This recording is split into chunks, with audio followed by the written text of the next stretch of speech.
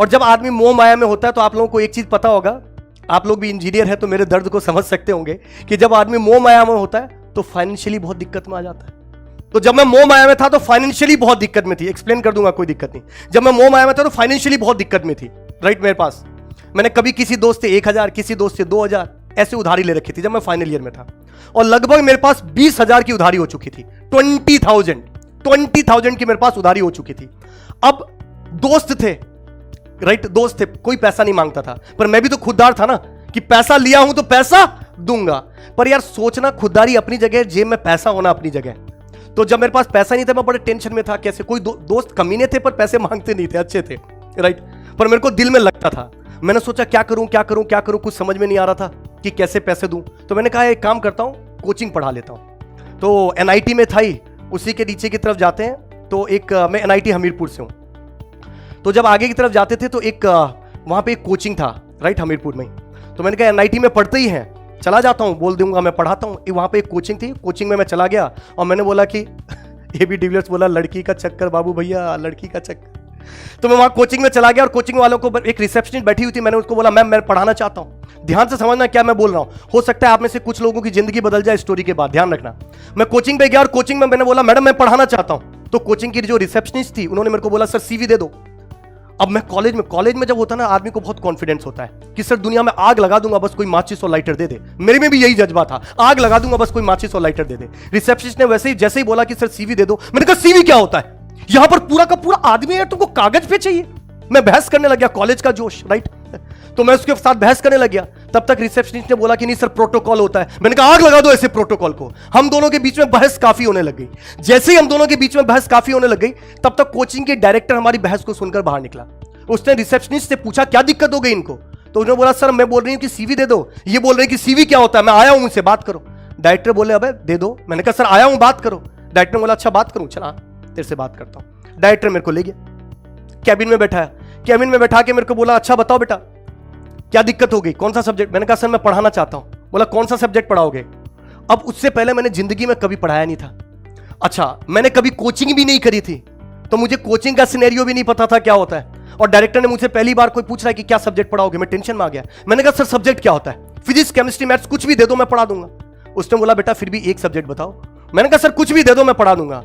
उसने बोला बेटा हमारे यहाँ पे फिजिक्स भी 3 फैकल्टी मिलकर पढ़ाती।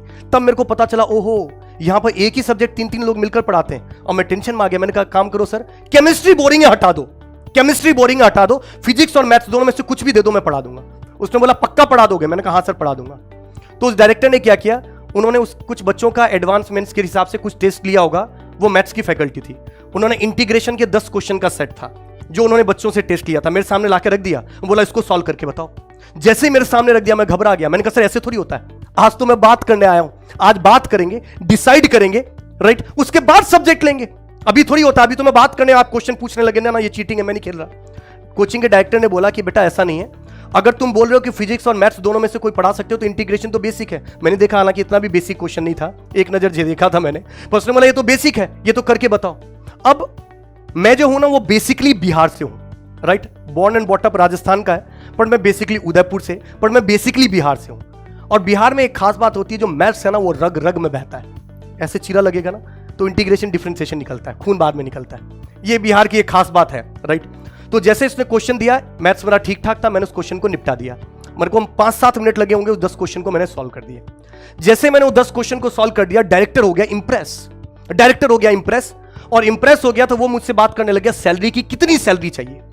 अब कितनी सैलरी चाहिए, जिंदगी में पहली बार, घर से उस टाइम 1-1.5 हजार रुपए पापा भेजते थे हर महीने की, जिंदगी में कोई पहली बार मेरे से पूछ रहा है कितनी सैलरी चाहिए। मैं भावुक हो गया, टेंशन हो गया, पर मुझे पता था मेरे पर उधारी कितने की है, उधारी कितने की है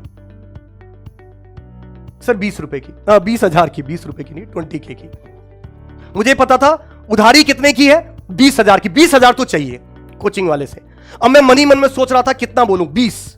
फिर मन में सोचा यार 20 तो उधारी वाले ले जाएंगे, मेरे जेब में क्या बचेगा, एक काम करता हूं 25 बोलता हूं। फिर मन में सोचा 25, फिर मन को लगा बाप रे 25,000 में तो मेरे से निकाल देगा, लेगा ही नहीं मेरे को। फिर मैंने सोचा 20 ही बोलता हूं, फिर मन में आया 25। अभी मैं बोल रहा हूं, हो सकता है आपको थोड़ा अजीब सा लग रहा होगा, मेरी सिचुएशन को समझिएगा। कोचिंग का डायरेक्टर मुझसे पूछ रहा है तुम्हें कितनी सैलरी चाहिए, और मैं 20, 25 मुझे बहुत ज्यादा लग रहा है, मैं 20-25 के कष्ट में डूबा हुआ था। तब तक डायरेक्टर ने मुझे बोला कि हम तुमको 45,000 पे कर सकते हैं। मैं कुछ बोला ही नहीं, डायरेक्टर ने मुझे बोला कि हम आपको 45,000 पे कर सकते हैं। जैसे डायरेक्टर ने 45,000 बोला, मैंने बोला 45 तो कम पड़ेगा सर, राइट। मैंने कम पड़ेगा बोला, और उसने बोला 2-3 महीने पढ़ा, उसके बाद फिर बढ़ा देंगे।